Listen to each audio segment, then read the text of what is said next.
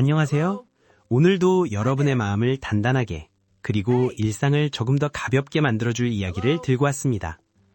여러분, 혹시 이런 기분 느껴본 적이 있으신가요? 남들이 보기엔 아무 문제 없는 일상인데 문득 발밑이 푹 꺼지는 것 같은 불안한 말이죠. 내가 잘하고 있는 걸까? 내일 갑자기 불행이 닥치면 어떡하지? 같은 생각들이 꼬리에 꼬리를 물고 이어질 때가 있습니다. 현대인들이 겪는 스트레스의 80% 이상은 사실 일어나지도 않은 미래에 대한 통제 욕구에서 온다고 합니다. 오늘 제가 이야기할 주제는 조금 특별합니다. 바로 종교가 없어도 괜찮다. 신앙심이 정신건강에 주는 놀라운 혜택 3가지입니다. 여기서 말하는 신앙심은 특정 종교의 교리를 믿는 것이 아닙니다. 심리학적으로 정의하는 영성, 즉 나보다 거대한 무언가가 나를 지켜보고 있으며 결국 모든 것은 순리대로 흘러갈 것이다 라는 감각을 의미합니다. 우리가 분석했던 영상에서 인생을 재미없게 만드는 가장 큰 원인이 무엇이었나요? 바로 내가 바꿀 수 없는 일인 관심의 원에 에너지를 낭비하는 것이었죠. 신앙심은 바로 이 불필요한 에너지 낭비를 막아주는 가장 강력한 심리적 방패가 됩니다. 첫 번째 혜택, 통제의 저주에서 벗어나는 유일한 방법. 우리는 모든 것을 스스로 해결해야 한다는 강박 속에 삽니다. 내 인생은 오로지 내 책임이다 라는 말은 멋져 보이지만 사실 엄청난 중압감을 줍니다. 내가 어찌할 수 없는 경제 상황, 타인의 시선, 불의의 사고까지 모두 내 책임의 영역에 두면 인간의 정신은 버티지 못하고 무너집니다. 이때 신앙심이 있는 사람들은 영리한 전략을 취합니다. 바로 위탁입니다. 내가 할 수 있는 최선을 다하되 영향력의 원, 결과나 내가 어찌할 수 없는 영역, 관심의 원은 우주의 섭리 혹은 나를 지켜주는 존재에게 맡겨버리는 것이죠. 이것은 회피가 아닙니다. 오히려 에너지의 효율적 배분에 가깝습니다. 내가 통제할 수 없는 부분은 그분이 알아서 해주실 거야 라는 믿음이 생기는 순간 뇌는 즉각적으로 스트레스 호르몬인 코르티솔 수치를 낮춥니다. 내가 다 해야 한다는 비장함이 사라진 자리에 어떻게든 되겠지라는 유연한 여유가 생겨나는 것입니다. 이 여유는 삶을 대하는 태도를 바꿉니다. 영상 속에서 본격적으로 임하면 재미가 생긴다고 했죠? 무거운 짐을 내려놓은 사람만이 비로소 눈앞의 일에 본연의 열정을 다해 몰입할 수 있게 됩니다.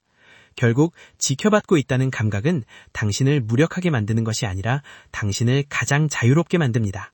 첫 번째 파트에서 우리가 통제할 수 없는 불안을 내려놓는 법을 배웠다면 이제는 우리 마음속 깊은 곳에 자리 잡은 외로움이라는 괴물을 다뤄볼 차례입니다.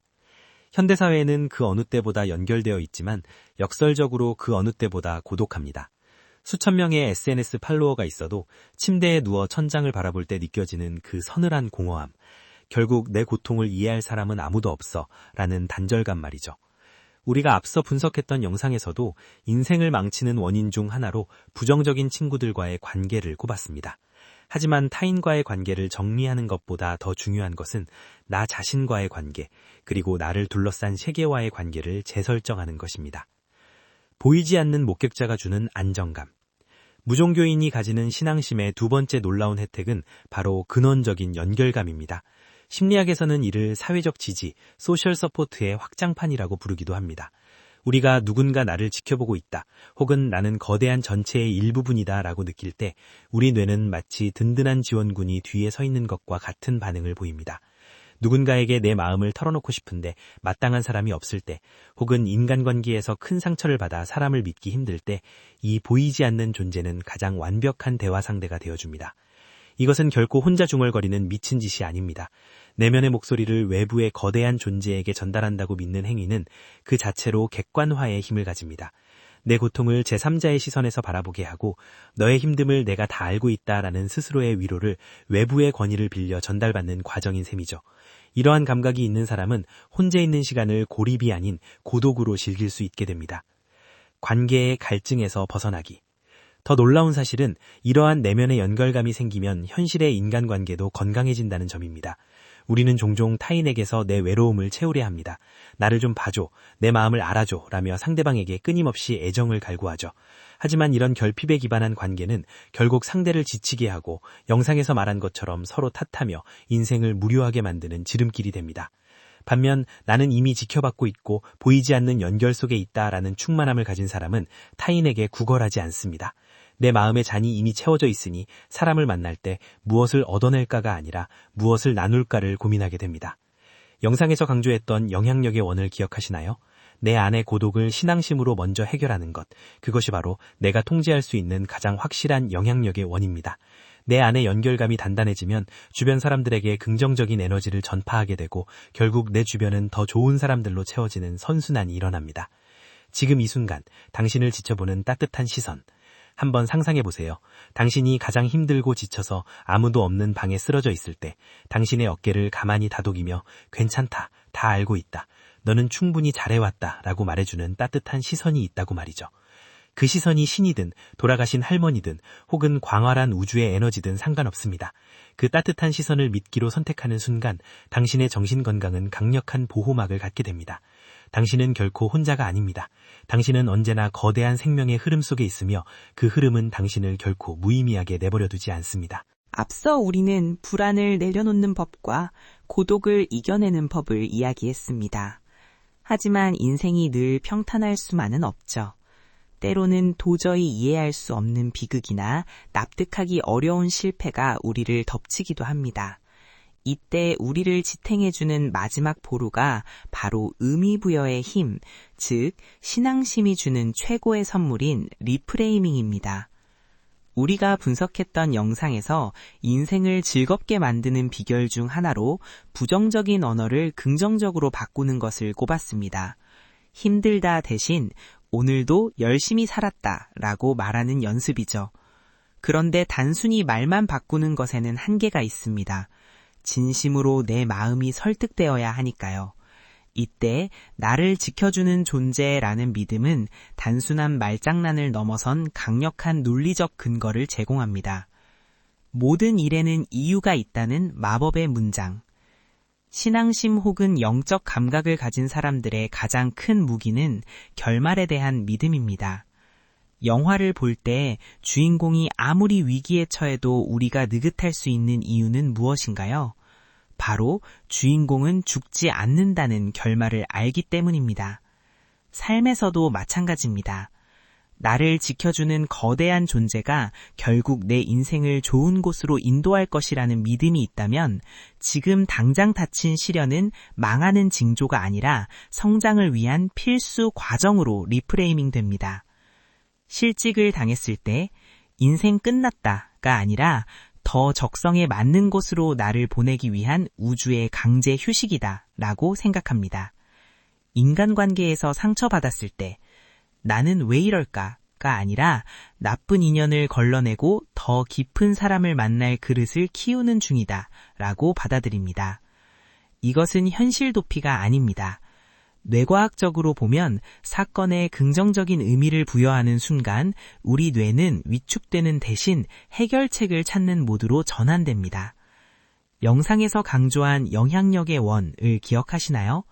상황은 바꿀 수 없지만 상황을 해석하는 나의 태도는 완벽하게 내 통제 하에 있습니다.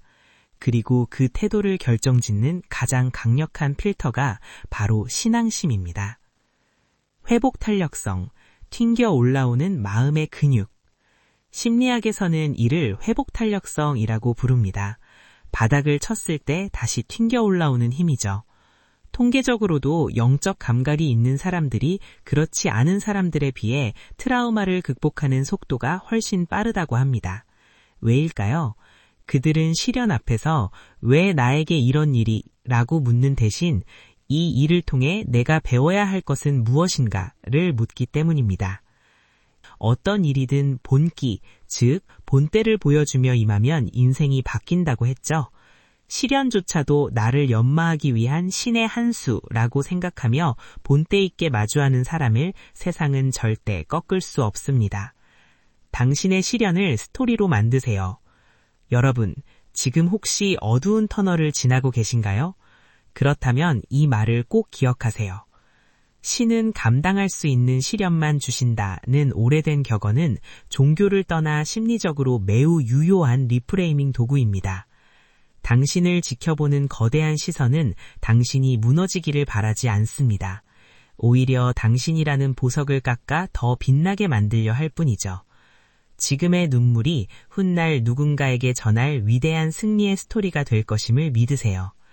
이 믿음 하나가 당신을 무너지지 않게 지탱하는 가장 질긴 생명줄이 될 것입니다. 지금까지 우리는 마음의 평안과 치유에 집중했습니다. 하지만 신앙심, 즉 영적인 감각이 주는 혜택은 단순히 기분에만 머물지 않습니다. 그것은 우리의 행동을 바꾸고 결과적으로 우리 삶의 품격을 결정짓습니다. 우리가 분석한 영상의 네 번째 포인트 기억하시나요? 바로 대충 하는 습관, 손을 빼는 것이 인생을 지루하게 만든다는 점이었습니다. 어느 배우의 명언처럼 적당히 하는 게 더 피곤한 법이죠. 그런데 사람이 언제 대충 하게 될까요? 바로 남이 보지 않을 때입니다.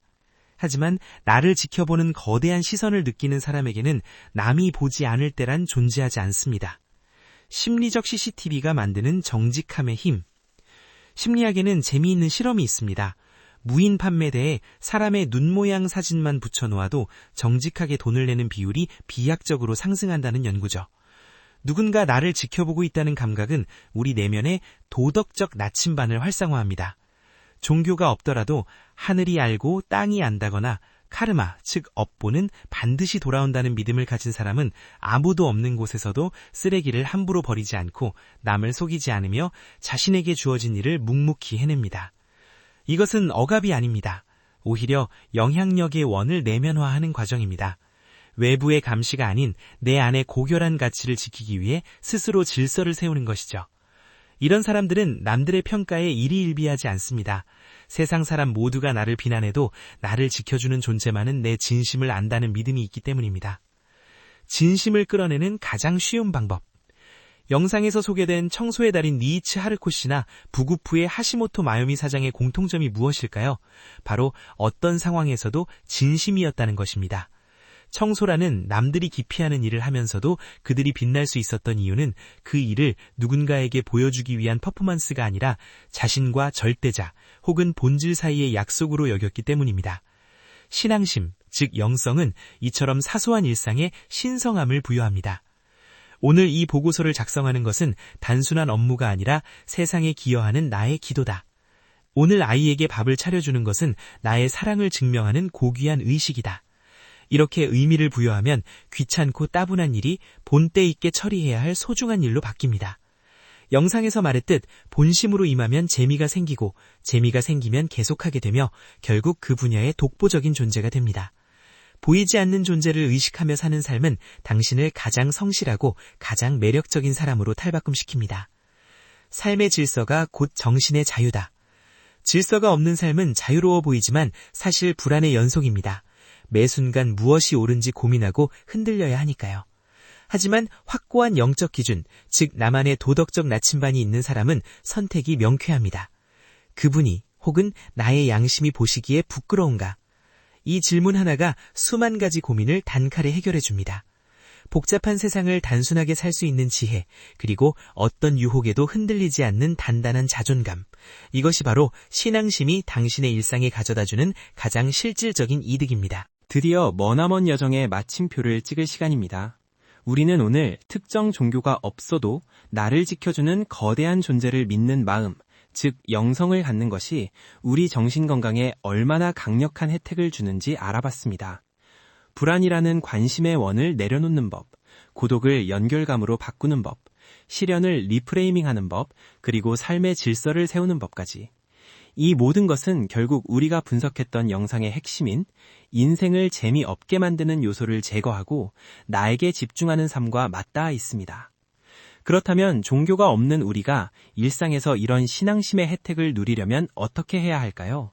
아주 간단하고 구체적인 방법 3가지를 제안하며 마무리하겠습니다. 1. 나만의 수호자를 설정하세요. 꼭 거창한 신이 아니어도 좋습니다.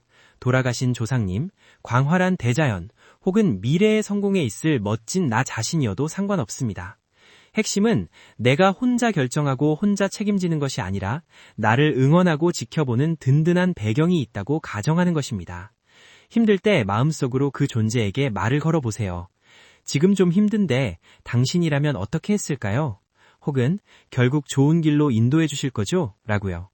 이 작은 대화가 당신의 뇌를 불안 모드에서 안정 모드로 전환해 줍니다. 2. 리프레이밍의 주문을 외우세요. 영상에서 피곤해 대신 오늘도 잘 해냈다 라고 말하라고 했죠. 여기에 신앙심 한 스푼을 더해봅시다. 나쁜 일이 생겼을 때 이것 또한 나를 위한 선물이 숨겨져 있을 거야 라고 말해보는 것입니다.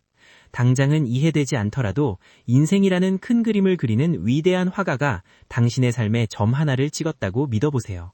그 믿음이 비극을 희극으로 바꾸는 연금술이 됩니다. 3. 하루 5분 연결의 시간을 가지세요. 잠들기 전이나 아침에 일어나서 5분만 눈을 감고 느껴보세요. 내 폐로 들어오는 공기, 나를 감싸는 온기, 그리고 보이지 않지만 세상 모든 것들과 연결되어 있다는 감각을요. 영상에서 말한 관심의 원인 뉴스나 SNS에서 눈을 돌려 내 내면의 평화라는 영향력의 원에 집중하는 시간입니다. 이 5분의 고요함이 당신의 하루를 지탱하는 가장 단단한 뿌리가 될 것입니다. 마지막으로 드리고 싶은 말. 인생이 노잼이 되고 무기력해지는 이유는 우리가 너무 작아졌기 때문입니다. 세상이라는 거대한 파도 앞에 나 혼자 덩그러니 놓여있다고 생각하면 당연히 두렵고 의욕이 생기지 않죠. 하지만 신앙심은 우리를 다시 크게 만듭니다. 우리는 거대한 우주의 일부이며 우리 뒤에는 우리를 지지하는 보이지 않는 손길이 있습니다. 이 믿음이 착각이어도 좋습니다. 그 착각이 당신을 살게 하고 당신을 웃게 하며 당신의 인생을 본때 있게 만들어준다면 그것이야말로 가장 가치 있는 진실이 아닐까요? 여러분의 마음속에 작은 빛이 하나가 켜졌기를 바랍니다. 당신은 언제나 보호받고 있으며 당신의 인생은 반드시 좋은 곳으로 흐를 것입니다.